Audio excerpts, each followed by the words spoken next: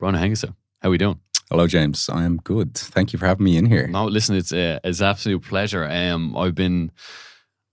It's came time now that I've been needing to have someone on to speak about nutrition, because out of all the topics that I spoke about so far, nutrition has been one that I haven't spoke about all that much at all. And no better man than yourself to bring you on here today. I first came across yourself years ago. Absolute years ago. I think you were working in Body First Nutrition at the time. How many years ago would that have been? I worked in Body First from when I graduated from college. So I studied nutrition in UCD. So when did I graduate? 2015. So I was working in Body First 2015 to the end of 2018. 2018. A bit of 5 years ago? Yeah. So because did I go fully online in 2019? I did. Yeah. Fair play. So, did you work in the Swords branch? They had one in Swords. They did have one in Swords. I very rarely worked there. I was mostly in Clontarf. I weirdly remember the one day that I went in there to get the mass gainer and a few grenade bars that I picked up.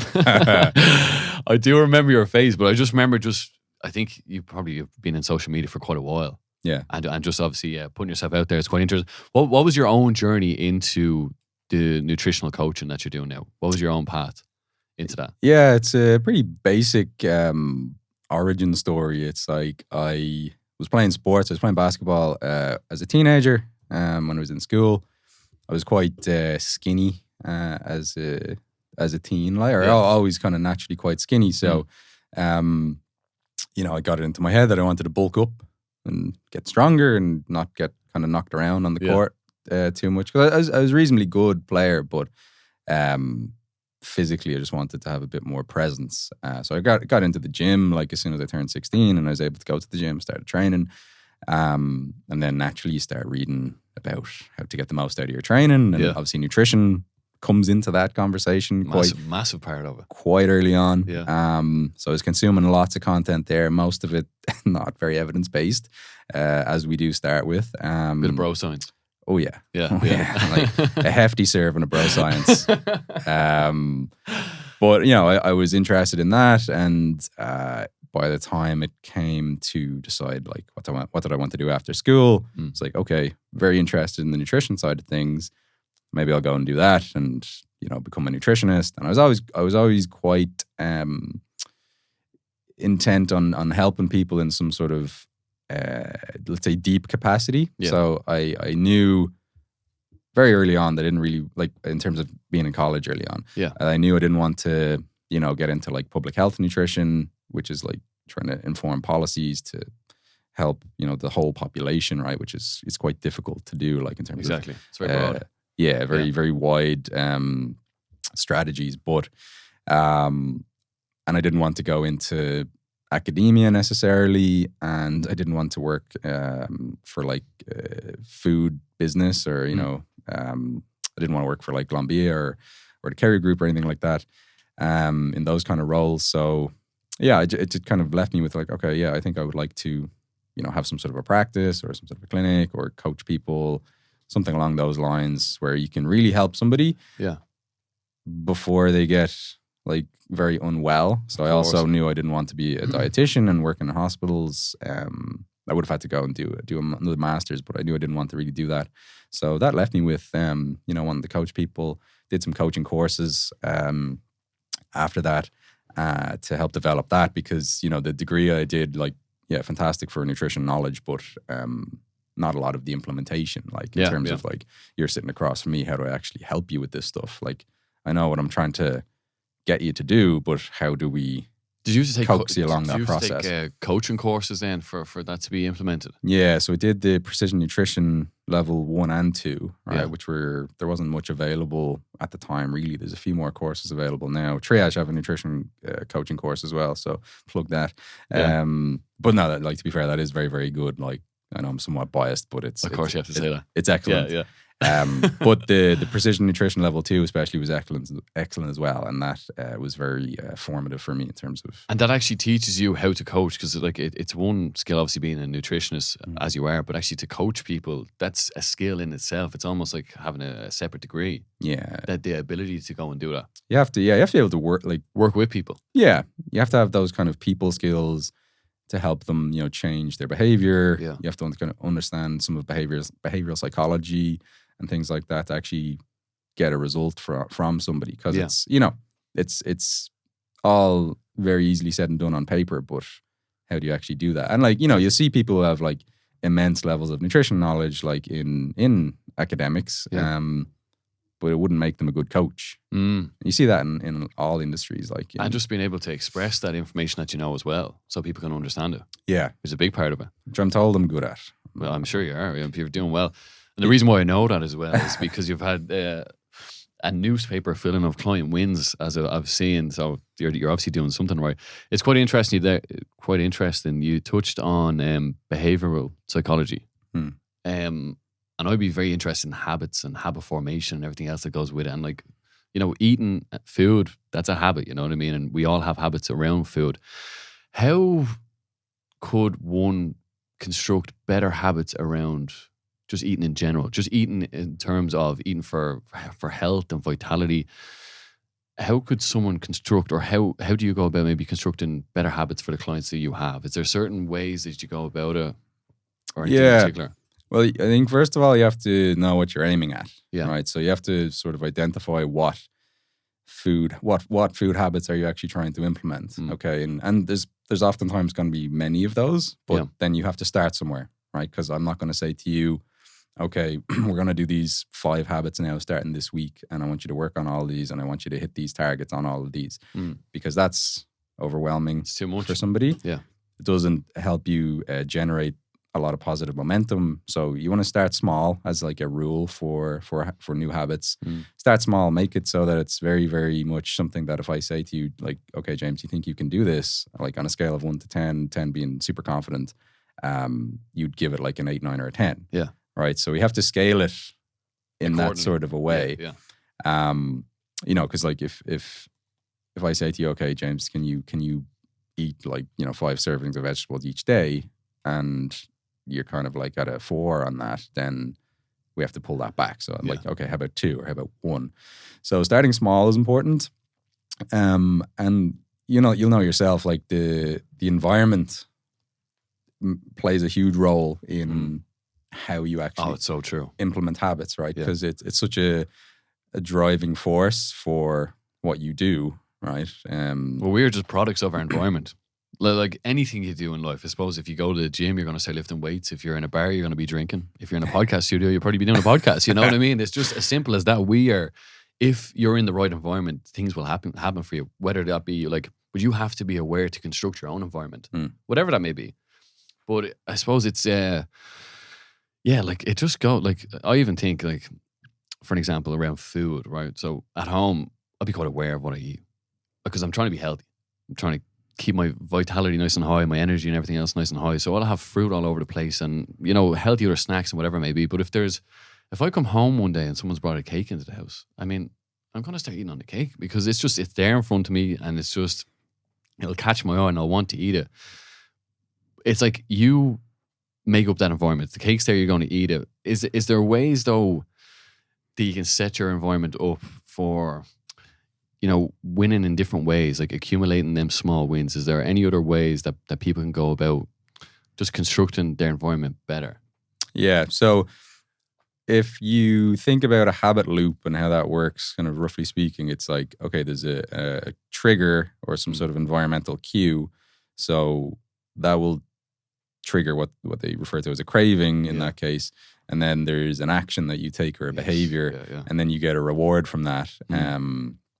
And then that forms the habit loop. So you can modify the cues and the triggers that you're going to experience. So let's say one example that I work with a lot of people on is like a morning hydration habit. Because a lot of people, they just get up and they start going about their day and they don't actually touch any water. Like they might have a coffee, which counts as something, but it's not water.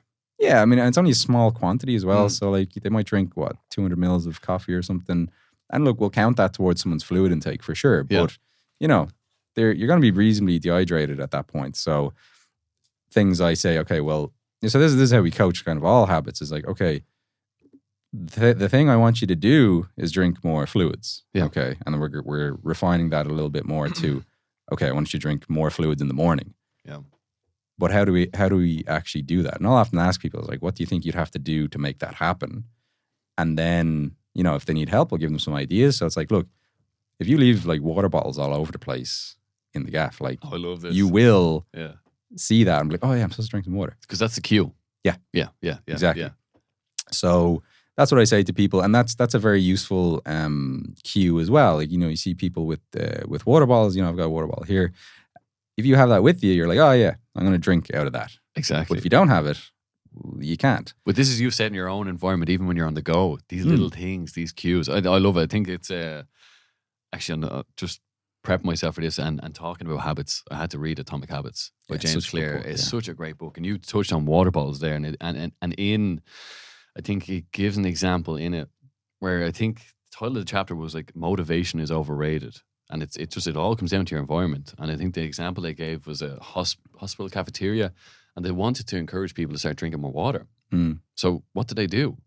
Without telling anyone what they were going to do, because they had stats about it beforehand, no one was drinking water. And obviously you want your staff to be hydrated because they can think clear, they can work better, they can make better decisions and everything else that goes with it. So what they done, they set the cafeteria up with water bottle stands everywhere, and everyone started buying water. And just, it's just crazy to think like we're such visual creatures. Yeah. And if you see something in your periphery and it's in here, like I always touch on, like, and that's why it's so important as well. Going off another point here, and this is another point completely, but just even what you consume with your eyes as well is so critical. Like just on your phone and just in a general sense, you just have to be so aware of the habits you have. Is there any way someone could change up their environment? I've probably touched on that already, but kind of change up their environment. Like, is there anything in particular that you have with your own clients where they're needing to change their environment to incorporate a new habit or a new style of eating? Yeah, I mean, so you mentioned the cake example earlier as well. So it's like, if you have that stuff hanging around all the time, as you said, you'll be more cued to consume it, right? So, but if that's like in a press or something, then you're not as cued to go and consume it.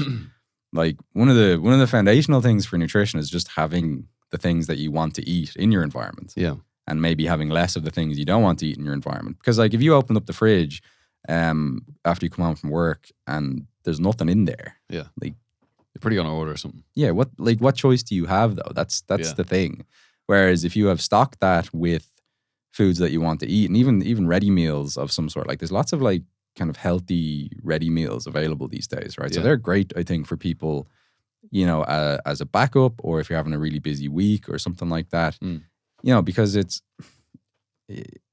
I think people get too romantic about their nutrition sometimes, and they're like, well, it's a ready meal, and I didn't cook it from scratch. It was like, but you're not fucking cooking from scratch anyway. Right? You're just ordering takeaways and eating shite. So take a step in the right direction and help yourself and like make life easier for yourself. That's what I always say to people. Like, there's no extra points for making this stuff harder than it needs to be. And look, I am for maybe voluntary discomfort, and it builds resilience and things like that. But nutrition is something you have to do all day, every day. So let's try and make it as easy as possible. Is it difficult to change people's perception, like when they're trying to improve? Is it difficult to change their perception on the foods that they're eating, like to make them more wiser in making better decisions? I don't think so. I think you have to just outline to people like what's actually important. Like, what are the principles of good nutrition? Because people are just bombarded with the methods, like this diet, that diet, just a name and then diet after it. Like, so they're just bombarded with those without understanding oftentimes the principles underneath that's actually going to drive the results. Like, nutrition in terms of what you're trying to do is rather simple.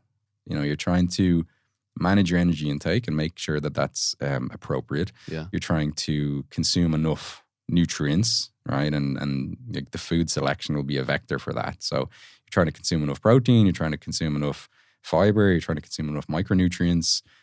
And if you do those things, you're kind of covered. Yeah. You know, and it can be very simplistic in that sense. Sorry, I was just gonna say, when you break it down, it's so true. Yeah, just it is about energy output though as well. I think that's so important. Like eating to have good energy is really important, and you can notice a big difference. And I have, even with the clients and transformations I've done, is when you change someone's diet around, their output, and just, I keep mentioning the word vitality, but it literally changes who they are as a person, because they're consuming good energy. Then this energy coming out of them is much better, and they're like a better person to be around. And it just has, when you start focusing in on the food that you're eating, and with the food that you're eating, it can literally change your world completely. Oh yeah, definitely. So, just touching on muscle building and like transformations, like I was mentioning there. What are some of the obstacles that someone may face when they're trying to put on size, like you were during your teenage years?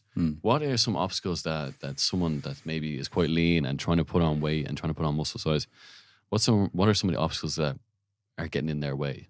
Yeah. We've got kind of 2 or 3 main things. Is, they're not eating enough protein, first of all, and most people aren't doing that. So that's something that we have to quickly rectify for almost everybody. And what would be a measure of that? For protein intake. How much should you eat? Yeah. In a gram context, you're talking like 1.6 to about 2.2 grams per kilo of body weight. If someone is carrying a lot of excess body fat and they're quite heavy as a result, you can probably pare that down to about 1.2. Or another way to go about that is, like, you could say, okay, 1.6 to 2.2 grams per kilo of like my sort of ideal, in around my ideal body weight, you know, whatever that might be. That's another way to estimate that. And in terms of, like, because we don't get everyone to, track their food and everything and know how many grams it is. But it's like having a serving or 2 of a protein-rich food. So you have to know what those are. Yeah, of course. And then you have to understand what a serving is, right, in these different contexts. And I give clients, like, the lowdown on that. Because, like, that's another thing. It's like, for coaching people, it's not enough for me to say, okay, this is how much protein you need to eat. I need to say, and this is how you do it. Yeah. So for example, it's like, if you get like 200 grams, or if you get 100 grams of any sort of animal protein, like meat, fish, poultry, like the raw weight is about 20% protein. Yeah. So that's like a rule of thumb that you just have to remember, and you can know that. And you can look at food labels as well, and it'll tell you that stuff too. But if you take that, it's like, okay, so I know 100 grams of chicken is about 20 grams of protein. And I know, like, depending on the size of the person, how active you are, how many servings of that you need to eat at a meal, and we'll build it around that. But I do think tracking is useful, like, for at least a period of time for most people. So just to know where you're at. Yeah. And how just to know how much you're consuming as well. It's really important. It builds great awareness. And, realistically, like, when I'm talking to clients about this, I'm like, you're going to have to tell me what you're eating across the week, regardless. So it's not much more efficient to have to just write down what you're eating versus just putting it into MyFitnessPal, So they're both kind of as tedious as each other. Yeah, of course, yeah. So you may as well do the tracking, and you'll actually learn more from it, and then I'll get more information. Definitely so. And I think people just understand the nutritional value of food then. That's the great thing about MyFitnessPal or any other of these food tracking apps, is that it just gives you just a simple idea of what's actually in the food from a nutritional sense. While I was preparing for this podcast, I was looking through your name, through the internet, and finding a few different things. You got very lean at one stage. I think it was a clip that I seen maybe 3 or 4 years ago. What was that process like, getting down to a certain body fat? You must have been about 8 to 10% body fat and looking very well. Thanks, bro. What was that process like? Was that quite difficult to do, and was it hard to attain as well? Yeah, I'm trying to think which. It may have been longer, but it was on a thumbnail of a video that I seen it. Do you remember what I can't remember what the title was. What the thumbnail looked like. You were just quite lean. Great definition, muscular definition. Body composition was looking good. Because you probably remember yourself, or do you remember when it was? Was it a couple of years ago? Well, I mean, I did like a dieting phase. no, not last year. The year before last, like with Paddy and did that. Like Paddy's my coach.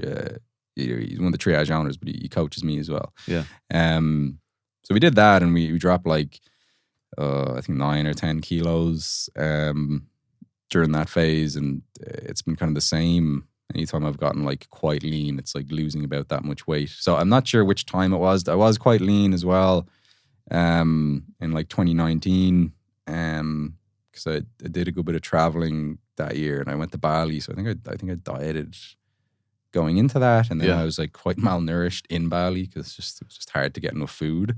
Really?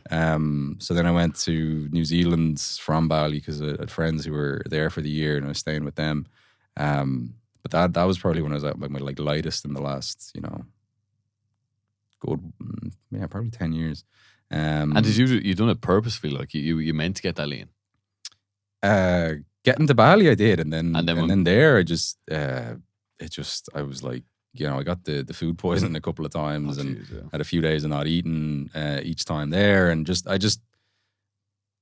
what did I do? I was trying to eat probably too quote unquote clean and just not consuming enough calories. Yeah. So that's what it can come down to, I suppose, as well. Is when you get, or if you have a lean physique, you have to understand you need to be eating more and more if you want to gain muscle and just build yourself up. Yeah. Sorry. So we should circle back to that calorie intake is the other limiting factor for people trying to gain muscle. So I said protein, but then also just eating enough calories. And that's like for kind of skinny guys who are trying to do is it's a consistency thing, right? So it's, they might say, well, I ate, 3,000 calories yesterday. It's like, but what did you do the like 5 days previous? Like you have to do that every single day. Yeah. And you need to have good meal structure as well, because if you're like, faffing about for the first like 6 hours a day and you haven't eaten anything, then all of a sudden you have a lot of ground to make up. You have a window to just get it in all at once. Yeah. And that's quite difficult to do because you have to digest that food as well. Yeah. So, I mean, your body can handle it, but you're not going to be able to just like put more and more and more in a short time frame, really. Yeah. So it's going to make life more difficult. You're going to feel really full. You might feel a bit sick. You don't want that. Yeah. That's not going to be conducive to being able to eat more in the coming days, because it'll kind of put you off it. Yeah. And that's actually a mistake that I've made, and that I think a lot of people in that position make, is that they probably don't include enough like, very energy dense foods that we might not consider as being super nutritious or nutrient dense, but that they actually help get the calories in. What foods would you be talking about in particular? Well, I mean, things like, say cereals, things like let's just say desserts, kind of like as a broad term. Like people could be eating more of those to get the calories in. Now, there obviously has to be a balance to that. You don't just eating that stuff like and getting all your calories from that. But then that's why we have like, okay, you still have a protein target. Yeah. You still have a fiber target.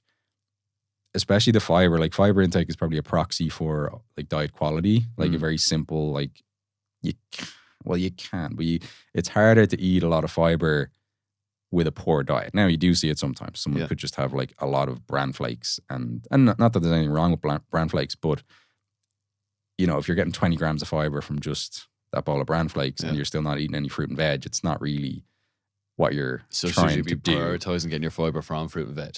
Oh yeah, fruit and veg, whole grains, which bran flakes is one of those. But you want a bit of a variety there, and you want to eat the fruit and veg anyway. Like, of course. So you don't want to just get your fiber from like protein bars and bran flakes and fiber 1 bars. Because someone could do that. Someone could say, "Oh yeah, I hit 35 grams of fiber yesterday." It's like a processed form of fiber. It's not very natural. Yeah, and it's very. I mean, it's with the naturality of it, because like fiber 1 bars, they use chicory root fiber, so technically is natural, but it's not there's not much variety there, and you're not getting all the benefits that come with like fruit and veg or pulses like legumes like beans and chickpeas and lentils and stuff. They're fantastic sources of fiber and other nutrients. So you need to be eating your fruit and veg regardless. I think so. And does it matter, I suppose, like from a protein source or from a protein point of view? I suppose obviously you'll have a target to hit most days. Is there any protein powders you normally recommend? Like, is a whey protein or collagen protein, or does it really matter the source of the protein or if it's just protein? Like the total intake across the day is definitely most important. if you're really trying to dial in on muscle gain, you probably want to get like 3 to 4 meals and feedings of protein, because there's an effect there where you're basically trying to hit a leucine threshold per meal. So leucine is an amino acid. It stimulates muscle protein synthesis. So as a heuristic, if you eat like, say, 20 to 30 grams of very high quality protein, which would be like dairy, so something like whey protein, for example. Or I just kind of use the rule of thumb that like if you eat like 30 to 40 grams of protein, it almost doesn't matter what the source is. You're probably going to get that much leucine, right? Yeah. In most cases, it's not a perfect rule of thumb. Like no rule of thumb is. But you'll hit that leucine threshold, which is about 3 grams, and that'll maximally stimulate muscle protein synthesis. That spikes and then it drops off. So then when it drops off, you can put another meal in there with the same thing, spike it again. And how soon would it drop off? Well, this is where the kind of 3 to 4 feedings comes from. So, because they've done studies where they just like give people an IV line of leucine, but muscle protein synthesis doesn't stay elevated. Okay. Right. So there is some sort of pulsality to it, it seems. So it goes up and then it drops off. So you're talking about like, every few hours. Yeah. I can't remember the exact time frame, but it's probably like every maybe 3 to 4 hours or so. You can then hit it again. So that's kind of like micromanaging protein intake for muscle gain. It's still going to be way more important just to eat enough day to day. Yeah. What was the original question there? Sorry. So I was saying, is there any obstacles in the way of someone gaining weight? Or sorry, not gaining weight, putting on muscle mass? Was the original question. Oh, sorry. No, you asked me about protein powders and sources. Oh, protein powder. Sorry, protein powder. Yeah. So the quality does vary. Like whey protein and dairy-based proteins are extremely high quality in terms of the amino acid profile.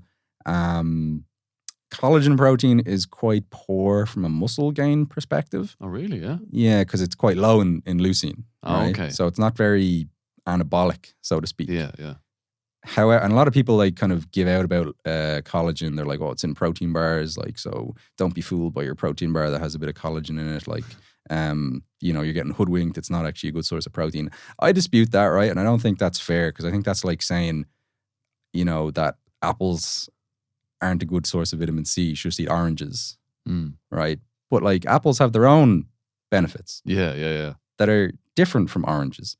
So like collagen protein is a different source of protein to most of the muscle meats or the dairy-based proteins that we're all familiar with, right? So it just has other benefits, right? It may not it may not be that beneficial for muscle gain based on that lack of amino acids, but it has other amino acids. And what does it make up for then? If it doesn't, why is collagen unique? Yeah, so I don't know if it's unique, but it's quite a good source of the amino acid glycine, which has roles in, say, gut health. It has roles in, it seems to improve sleep as well. REM sleep, I think. Yeah, so like that can be an intervention for trying to improve someone's sleep if you get them to take like a few grams of glycine before bed, or at least just across the day. And it's not like glycine isn't super high in most of the kind of muscle meats and stuff that we eat. It's usually found in more like protein sources that have like the skin on, kind of gelatinous things, so stuff on the bone and might have skin. Like that would be higher in collagen or gelatin, which then is higher in collagen than muscle meats that we're all used to eating. So it just helps inject more of those nutrients in there. Collagen seems to have some benefits for connective tissue health as well. So like ligaments and tendons. I think the research on that is pretty decent as it stands. So you see some studies where if you take collagen like close before training, it can help like reduce injury risk or recover from injuries potentially. So like the way I look at a lot of this stuff is like, if someone says to me, I want to try XYZ, as a nutrition intervention, I say, okay, well, is there any risk involved? So like if by you taking collagen, there's no risk involved, right? There's like, you just have to buy the collagen protein, but you have to buy some sort of protein source anyway. Yeah. So there's zero risk and there's potentially a reward in and around these things that we're talking about. So why not? And it's just another kind of food source in that sense. So yeah, I'm quite defensive about collagen just because people kind of shit on it a bit, but they're not taking it in the right context, I don't think. So I wouldn't want someone to like get like all of their protein from collagen, because then that's just imbalanced. That's like me saying like I wouldn't want someone to never consume any collagen at all. Right? It's kind of this. It's kind of the reversal of that. Yeah. So yeah, I think like, you know, about probably 10, 20 grams a day coming from collagen protein powder, if that's one you use, is a great idea. And then you can make up the rest of like the anabolic proteins from other sources. From other sources of protein. Yeah. Yeah, that's that. Yeah, well explained. Yeah, it was quite interesting. I didn't know that about collagen protein. And is there any protein you would recommend in particular? Any brand, or just protein in general? I think whey protein of some sort, one that you like the taste of, is probably very important. a good way to boil it down. Like the dairy-based proteins, like the whey does tend to taste better. Yeah. But you know, some of the plant proteins are good, like pea protein isolates can be good. So it's kind of like an adherence thing. It's like find the one that you'll be quite happy to drink or consume on a regular basis. And there's so many options out there nowadays as well. Yeah. So I mean, I don't know if like a reputable brand, so like the likes of MyProtein or Optimum Nutrition, any of those reputable brands, like I don't want to buy a brand you've never heard of. Yeah. But you don't really have to get super specific with a brand Whatever. recommendation. It's like of course. one that you like the taste of, one that you're not getting, you know, overcharged for, and one that is what it says it is, basically. Exactly. And it's doing the job as well. Talking about just food and supplementation in general, I think a really important factor as well, just around what you're eating, is building awareness. How do you go about helping your clients become more aware of the food that they're eating? Is there any, you know, psychological things that you may do, or like trying to change their behavior around just making them notice the food that they're eating, or kind of what they're doing in general? I think the simplest way for that is definitely just tracking their food. Tracking the food. Because as soon as, like, there's a saying that awareness creates change. So once you create that awareness and like this person sees like, geez, yeah, I'm eating 3 croissants a day here. That's probably not the best idea, like for my goals. But they may not really cop that, and they may not really think about it too much until they see it like written down, or because it's just been repeated over and over again, or it's in their food diary. So no, by far and away, getting awareness around food is just tracking your food in some shape or form for a couple of weeks. And then you'll see where you're actually at. Yeah. Because we're very good at kind of fooling ourselves and kind of taking a nice positive retrospective view. Like, oh yeah, no, my last week of eating was pretty good. But it wasn't really. Until you actually have it down on paper. That's so true. Or, you know, obviously, like, you know, for myself, I eat well. All right? I don't have to keep track of my food every day to know that I'm eating well, but I had to get to that point. Yeah, so exactly. Yeah. I'm talking about for people who are more beginner or intermediate with their nutrition. Like, they need to create this awareness and have that accountability as well. Because it does take time. Like, I sit in this position now, but like when I think back, this only started a couple of years ago for myself. The beginning of my 20s, Jesus Christ, I had an awful diet. So bad. I had no awareness about food I was eating. I was having effect on me in terms of poor skin health. You know, I was maybe carrying a bit of extra fat around my body. And it's like, I lacked that awareness. I never thought about tracking anything at all. And it's until you start doing it and maybe taking a deeper look at yourself, like, this food isn't really serving any sort of benefit to me. It's making me feel worse, and it's taking away my energy. I'd probably best just to cut it out. But it's hard to do. I think it is a process of just experiencing it for yourself. And then naturally you might find different paths, or come across a conversation like this and get a better understanding about food in general. Is there any other areas of health that you look at? I know obviously nutrition is a massive part for yourself, but is there anything else? Like, is there the fitness side of things, or just even from a mental standpoint as well? Because food can have an effect on our mentality, especially when you look at so much talk nowadays about the gut-brain axis. Yeah. And that, like, they say, is it 90%, 70 or 90% of serotonin is made in your gut, which is just incredible. So it just goes to show the food that you're eating has an effect on how you're feeling. So, like, this is a reason to be aware of the food. But is the kind of mental side of nutrition, is that something you take into account as well? Yeah, I mean, you mentioned earlier about how when people are making these changes to their diet and stuff, that they're like better to be around and things like that. And I think a lot of that comes down to that person just I don't have like evidence to back this up. I don't think like in research that I'm aware of, but it's like, I think that person being on the path and actually taking good care of themselves, and they can feel good about the fact that they're taking good care of themselves and they're working on their goals and they're achieving, well, it's all right, that's evidence based. But they're achieving their goals. Yeah. I think that accumulates. So they're feeling good about the fact that they're eating well, and they're also feeling good because they're eating well. I think that's the more important part, isn't it? They're feeling good because not because they're feeling good because they're eating well. The food that they're eating is making them feel good. Yeah, I think it works both ways. I want to comment on the serotonin point. So yeah, it's approximated 90% of serotonin is made in the gut. However, this doesn't cross the blood-brain barrier. So it doesn't actually get into the brain. So it doesn't actually have any effect on the brain and mood necessarily. So that's a very common misconception. That, in fairness, I used to also think. I didn't know this until reasonably recently. So what's happening there though? So serotonin isn't made in the gut. So it gets to the blood-brain barrier, and then what happens? Well, so the blood-brain barrier is a membrane in the brain that stops like junk getting in that it doesn't want to. So it's very, very selective in terms of what it lets in there. So there's brain-derived serotonin. So there's serotonin made in the brain, and that has actions in the brain. Okay. So it acts as a neurotransmitter in the brain.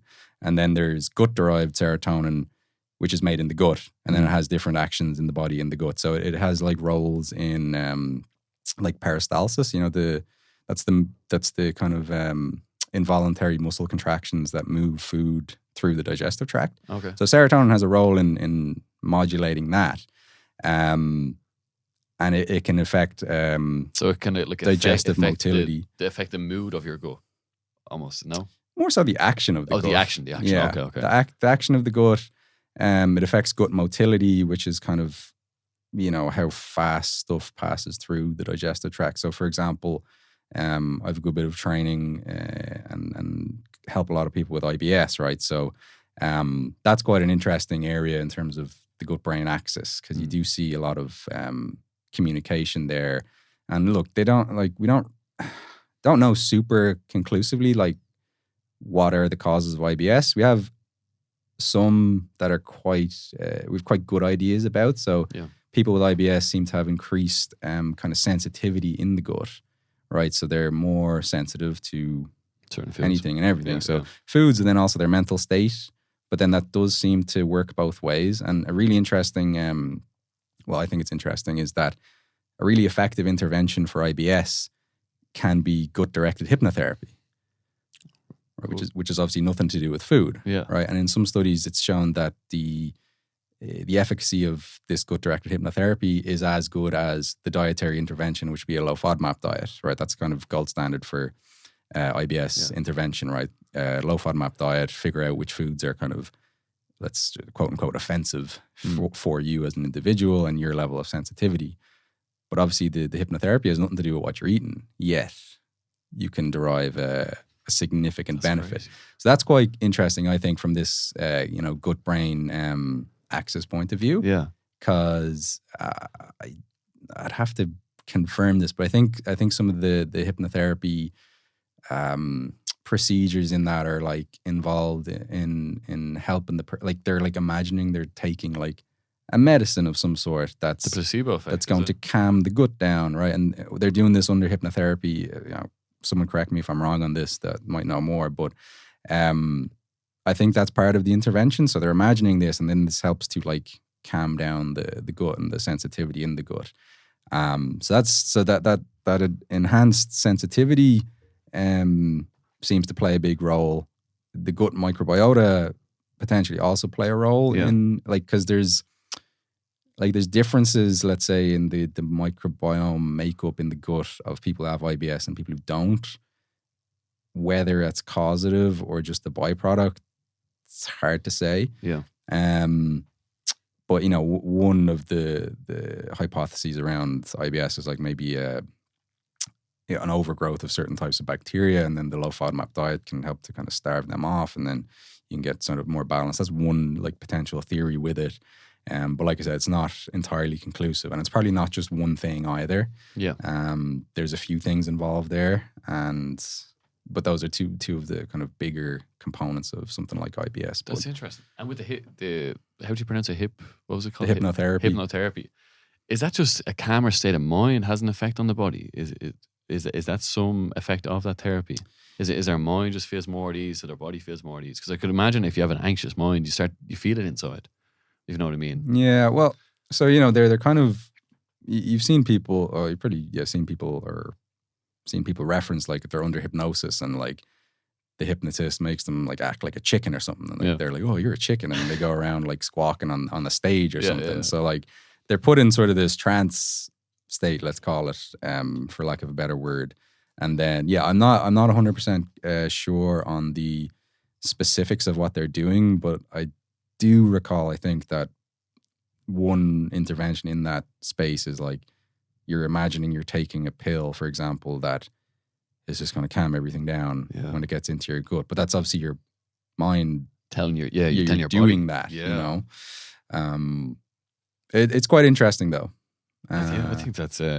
I just think if you peaceful mind, like if you're quite anxious, you normally feel it inside. Yeah, well, sorry. There's like we all can relate to like the sensation of getting butterflies in your stomach, right? There you go. Great example. Exactly. Yeah. When you're worried, okay, and because that's a really simple example that everyone can relate to in terms of this brain-gut communication, and in something like IBS, right? There's stress and like anxiety and things like that can trigger it and make it worse. But it does seem to be bidirectional as well, where in a subset of IBS patients, there's this increase in things like anxiety and depression and things like that. So there's something going on there, and it does seem to work both ways. So it's not just, stress affecting the gut, but it's also the gut affecting the mental state as well. Yeah. But that latter point isn't as well teased out, I don't think. Okay. Not yet, anyway. And with the clients that you work with, obviously you're improving their mental state through the food that they eat, but is there any practices that you implement with them to make them feel almost more at ease? Because I think there is a real link between mind and body in terms of, like you mentioned there, if you're worried, you can feel butterflies in your stomach. Is there any way that you try and maybe make them feel more at ease in themselves? Yeah, I mean, we have to look, because we look at things very holistically in the coaching that we do. So we look at obviously nutrition, we look at exercise, we look at also stress, and we also look at sleep, right? So, sleep is a massive one. So if you improve someone's sleep, they're more resilient to stress anyway, and they're going to feel better. Yeah. Generally, like very briefly.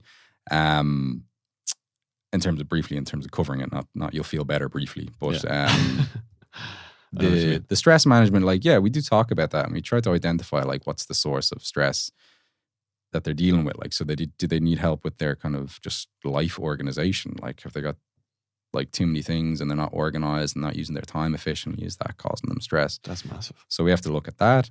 A lot of the clients I work with, have kind of disordered relationships with food and issues with like binge eating and stuff like that. So they experience a lot of stress around their actual relationship with food because they're worried about it, and they're worried about how that relates to their bodies and things like that. So I use kind of mindfulness and like awareness practices like a huge amount in coaching, especially in that sort of clientele, because on one hand, I do mindful eating exercises with clients to show them that like, well, you can actually just eat a small amount of this food and actually quite enjoy it and not just have it trigger a binge. Yeah. Right. So you have to actually create this permission, because a lot of people in those situations, they're like, oh, I shouldn't eat that. Right. Either because they think it's like bad for them, or they have this negative experience with it where it causes them to binge or overeat, or it could be both of those things. So if you get them into this situation where it's like, all right, look, you're going to give yourself permission to have this food, and you're going to eat it under these like mindful conditions. So you're going to eat it using all of the five senses, and you're not going to distract yourself with like phone or TV or whatever while you're eating this food. Because that ties back to the habits they were talking about earlier as well. A lot of people just sit down on the couch and then bam, that's a cue for, I'm going to get some snacks, right? So if someone's dealing with that, there's a few things that I can do with them on that. But one of them can be, all right, go have the snacks, like sitting at the kitchen table and eat it mindfully, and then go back to watching TV. And you have a different relationship then to the couch. Yeah. So when you're sitting at the couch now, you don't associate having the snacks. Yeah. It's just at the table. This is why it's so important. And you're getting that mindful awareness of it, and you're actually getting a lot more out of that food because you're actually paying attention to it than if you were eating it while you're distracted. And then for, say, people who deal with, say, emotional eating, right? They need to have more present state awareness to notice that, they have to notice what they're feeling. So, like, people ask me, or I coach people on this as well, like, how do I kind of reduce or limit emotional eating? It's like, well, first of all, notice and name what you're feeling in the first place. Yeah. Because most people, like, if you can stop and do that, you can oftentimes cut that process off. But often it's just an automatic behavior, an automatic response to feeling a certain way. And then they go down that cascade they've always gone down. Yeah. So notice and name, first of all, what you're feeling, and then identify, and like often people's vocabulary is a limiting factor there as well. So use something called the feelings wheel to try and help them just have a better vocabulary for different emotions. So you can just look that up, and that's interesting. It's like a pinwheel of, I don't know how many emotions are on it, but all these different descriptive words for how you could be feeling. Oh, I have seen it before. Yeah. I know what you're referring to.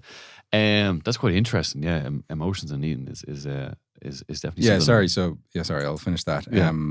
So notice and name what you're feeling, and then you can ask yourself, what do I actually need in this case? Because it's often not food. Yeah, it's probably like a comfort of some sort, and then you can engage in like a problem solving exercise and say, okay, well, what do I actually want to do in order to solve this problem? Right, in terms of achieving comfort, or potentially, can I just kind of sit with these feelings? I'll use some acceptance and commitment therapy techniques with people to just kind of be like, okay, I feel this way, but do I have to then like fall off the wagon as a result? Or, it's a question, can I feel how I feel and still do the things that I want to do or that are important to me? It's all about finding balance, isn't it?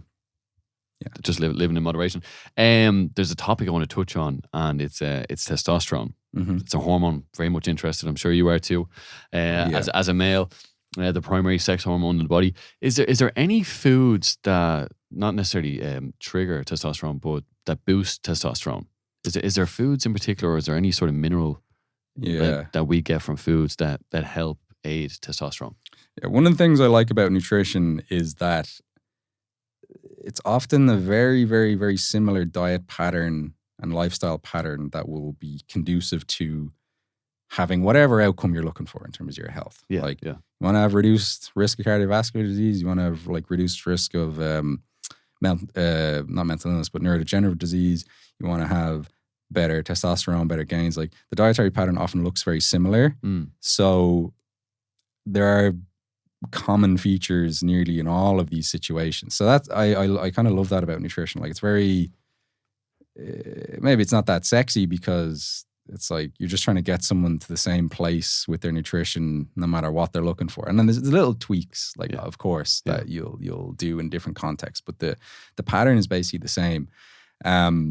But so some things that are important for testosterone, right? So it's a sex hormone, so it's made from cholesterol, right? However, your body makes cholesterol, right? So you don't need to go eating lots and lots of cholesterol in order to make more testosterone, right? Your liver makes cholesterol. So if you're eating lots of cholesterol, your liver makes less, and if you're eating not as much, then your liver makes more. So you don't really need to focus too heavily on like cholesterol intake, but it is a nutrient in the mix there. One thing that is absolutely terrible for testosterone levels is low energy availability. So that's just basically eating too little calories relative to how much energy you're expending, right? And you see that like that's how women end up with hypothalamic amenorrhea, where they lose their menstrual cycle. That puts them at risk of obviously fertility issues within that, but then also reduced bone health and things like that as well. So, and for a man, would that be like low libido, like just no interest in? Yeah, in both cases, it's going to be low libido, low energy, poor mood. It's just not a good place to be in. So, and then luteinizing hormone is what stimulates the Leydig cells in the testicles to produce testosterone. So if energy intake and energy availability is too low, you will get a drop in luteinizing hormone. You'd get that in women as well, and that affects their eggs and fertility. So, too little calories is a real big issue for testosterone. What is also a big issue is excess body fat. Too much body fat. Yeah. That's also a big issue for having healthy testosterone levels, because there's issues with inflammation there. There's issues with just metabolic health. Blood flow, I'd say as well. Blood flow being another factor if you're carrying. Don't know, maybe not. I mean that can be an issue as well, for sure. And like, say for example that diet that I did with Paddy, I think it must have been the year before last now. Where you got lean? I did get lean. I'm gonna find that photo. A lot, yeah. There's been a few times I've got lean. I'm happy to say, but I don't know which one exactly it is. It could be that one. Yeah. But we measured my T levels at the start, and I think it was about 19. And then so the range goes from like 0 to like 31, and then above 31 is like high, like outside of range, right? Yeah. So people taking exogenous testosterone will be past that, like 30. Well, you can also be there naturally, but that's around the cutoff. So it was about 19 when I started, and then I think it was like 4 months of a fat loss phase we did. 3 months went fantastic, and then the last month was a bit of a slog, to be honest. And hence why we packed it in, but it was affecting like my recovery and things like that. But the first 3 months were fantastic, and measured my testosterone after it, and it was up at like 28, right? So it's quite a big jump. That's massive. And like I didn't do anything special necessarily. I was just very intentional with my training, very intentional with my sleep. Right, sleep is massive for supporting healthy testosterone levels. And like I didn't eat anything especially different, but losing that body fat probably helped. Massively so. Right. Yeah. So, but then there is that, there is a point of diminishing returns, because if I had kept going with that diet phase and then I'm in that state of low energy availability, then my testosterone levels are going to start to suffer. And you'll see that in like competitive bodybuilders or physique athletes. If they're doing it naturally, obviously if they're taking gear, then it's not an issue. But if they're doing it naturally, then they're going to end up like with their testosterone levels tanking. Yeah. There's some other nutrients that are relevant here. So zinc is an important one, that helps to make luteinizing hormone, and it's involved in like conversion of testosterone to DHT, which is another androgen, but it's quite potent. So low zinc status will have a negative impact on testosterone levels. And foods that would be high in zinc would be? Yeah, mostly it's kind of animal proteins are quite high in zinc. So like red meat is very high in zinc. And then you will get a good amount from like, fish and poultry as well. You can get it from plant sources too, like pulses and seeds and nuts to some extent are good sources of zinc. But if you're on a plant-based diet, probably supplement with some zinc. But and because most people don't eat enough protein, their zinc levels or their zinc intake is probably not great. You won't get a lot of zinc in like whey protein and stuff like that as well. So even if, just say if you're not eating much animal meats or fish or poultry, you're probably not going to have a lot of zinc coming in. And if you correct that can be quite beneficial for testosterone. But that's also not to say that if you have a great zinc intake, that adding more in is not going to have extra benefit. That's important to note. Like a lot of this stuff is about correcting like deficiencies or insufficiencies that moves you into the range where you're healthy, and more on top of that is not necessarily beneficial. Magnesium can be another one that kind of indirectly helps with testosterone. It reduces oxidative stress. So, less oxidative stress. Yeah. You're going to be healthier, you're going to have better testosterone levels. It may also reduce sex hormone binding globulin, which, so when we're looking at testosterone, so you've got bound testosterone, which is basically not available for the body to use. Then you've got free testosterone, which is, and then you got loosely bound testosterone, which is somewhat available. So you could have like super high levels of testosterone, but if you're if within that your level of bound testosterone is also super high, then you don't actually have that much free circulating testosterone.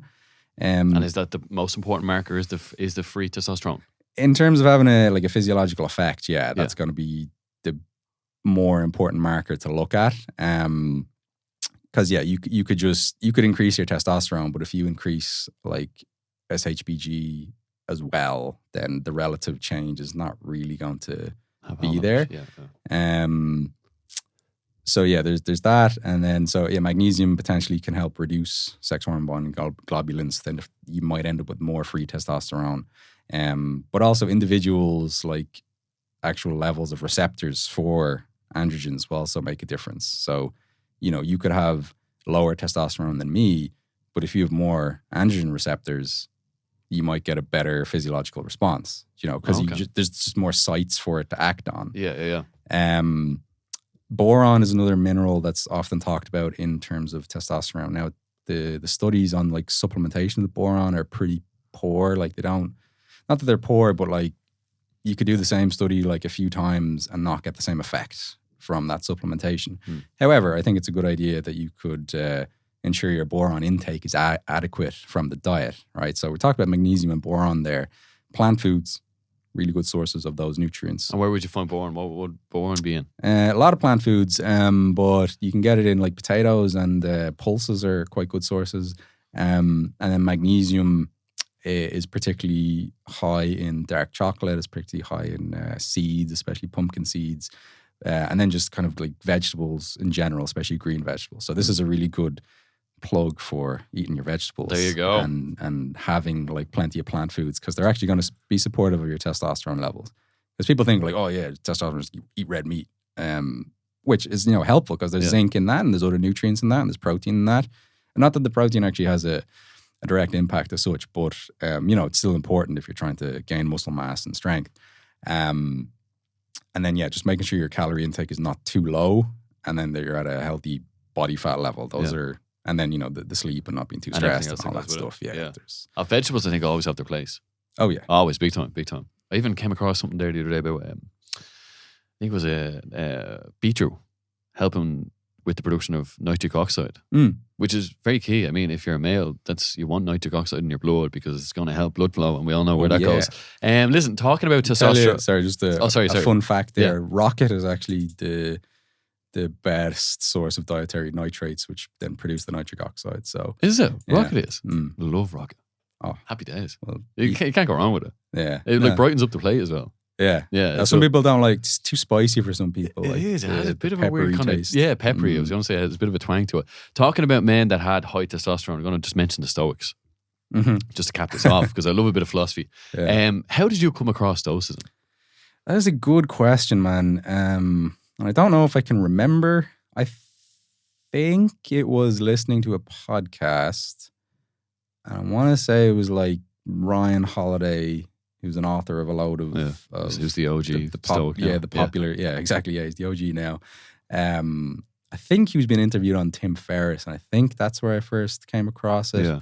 But I can't quite remember, which kind of annoys me because it's had such a positive impact. I think it's... especially as men, I think we love just having... I don't know, it's just given us a great basis for principles to live our life. Yeah. I think it's brilliant. And is there any principles in particular that you have taken from Stoicism and that you apply now to your own life? Yeah, I will. I think looking after yourself is a great example of that because you're leading by example. You know what I mean? You're literally living the life that you're trying to show other people to live in terms of your health, your nutrition, you're coaching the people, you're helping the people, you're living a virtuous life.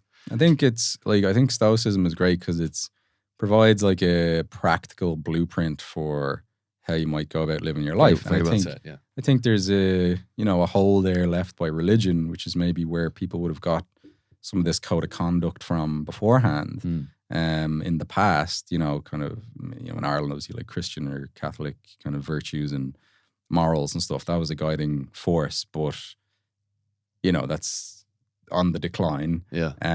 So something like a philosophy that informs, how you might live, like Stoicism. I think it's very manly as well, isn't it? Like Stoicism is very, like, obviously women can get involved in it too. I'm not saying that, but I just feel like from, obviously you got Seneca, Marcus Aurelius, and everything. Yeah. It's just it's all obviously. I mean, that's gonna be a product of the times, though. Like, Yeah. you're not gonna like, women wouldn't have been platformed. Exactly. Yeah, that too. And they're the only texts like that we have left of like the Stoic writers. I won't say unfortunately, but there's a lot more there. Like, it's only a very small section, they estimate, like of Stoic writing. So yeah, we've got the Meditations by Marcus Aurelius. You've got some of the works by Seneca and some of the works by Epictetus, and that's all we have. But there were more. They're just kind of lost to history.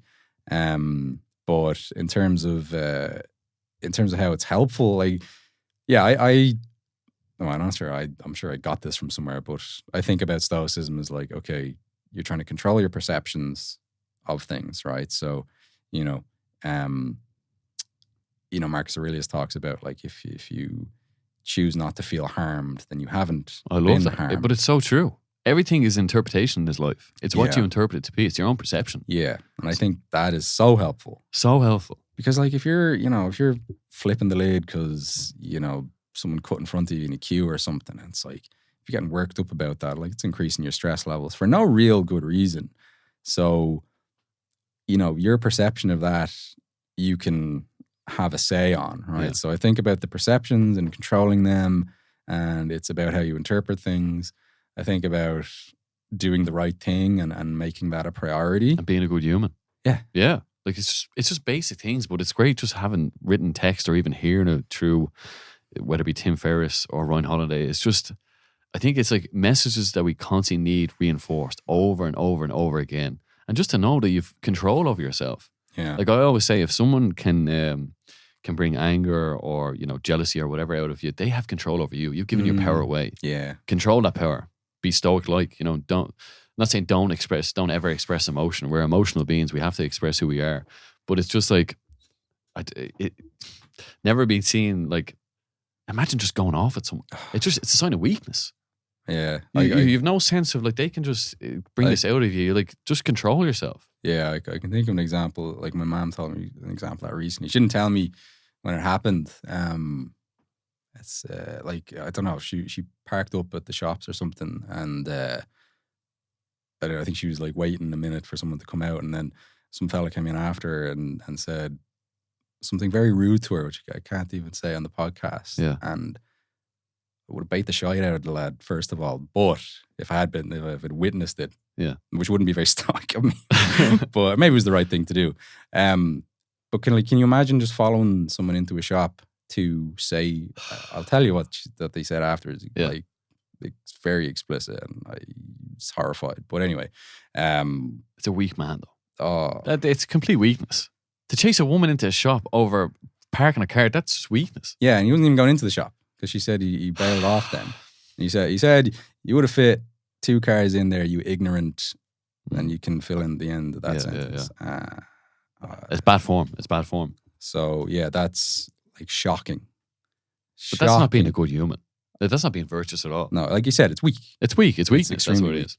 But I just think, just having control of your emotions and your own perception, and just the only thing that we control in this life is our mind. And that's it. Like, our health could go a certain way, but just how the thoughts that we have in our head. And that's one thing Stoicism's really hit home with me, is like, everything you control up here. And you, like, if you are a good human and you live a good life, like I always say, there's a quote from Gandhi that I love. It's like, you become the change that you want to see in the world. And it's so true. It's like, be a good human. Other people see that, they become good humans, and just the cycle continues. And that's what I really like about Stoicism. And, it's just being a virtuous man, you've got the principles there. What is it? Courage, justice, wisdom, and temperance. And it's just 4 very, very simple principles.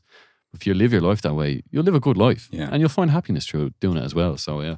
Yeah, there's a good book called Stoicism and the Art of Happiness, which I'd recommend. Written by Donald Robertson, who is also one of the better kind of Stoic writers. He's an academic as well. He wrote that book. It was How to Live Like a Roman Emperor, I think it is. That's also very good. But yeah, Stoicism and the Art of Happiness, you might enjoy that if you haven't read it. And yeah, there's that misconception about being stoic and being unemotional, which is not true. It's not actually the case. There's to be stoic, and then there's stoicism, right? And it just happens that to be stoic is derived from that, but it's Okay. not the same thing. It's being unemotional is not in there, but it's tempering those emotions, and exactly. Basically getting worked up when it's applicable and not when it's not. And then the last piece of it that I think about is like there's this acceptance of fate and that you can't control everything. Yeah, so true. Memento mori, you might die tomorrow. Yeah. Actually, that's on my pendant here. Oh, lovely. On the gold one, yeah. Oh, daily. That's a memento mori pendant. Brian Holiday send you that? Yeah, he autographed it as well for me. Brian, it's been a pleasure. If anyone is looking to get in contact with you, where do they go? Yeah, you can go. I'm most active on Instagram, which is at Brian O'hAonghusa. It's BrianOhAonghusa. You can go to Triage Method as well on that Instagram. We post a lot of fitness and health related content. We've got quite a diverse team there. Got medical doctors on the team. Got fantastic physiotherapists on the team. Strength coaches, PTs, nutritionists, which, obviously I am one. So that's worth checking out, triagemethod.com. But me personally, mostly on Instagram. So you can get me there. Lovely stuff. Happy days. Thank you very much for doing this, Brian. Very welcome. It's a pleasure. All the best, everyone. Take care.